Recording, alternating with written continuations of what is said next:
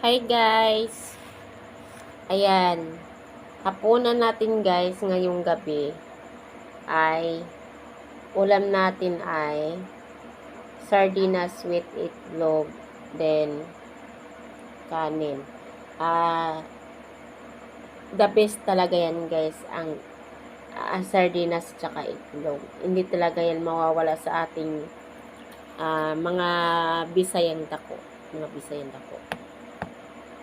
Pinaglalakihan talaga natin tong sardinas at itlog na ulam natin.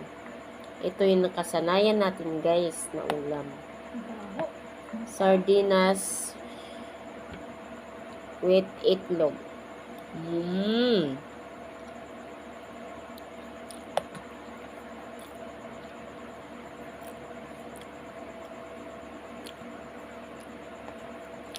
Okay din naman guys yung ng sardinas. Basta okay lang pagluto mo.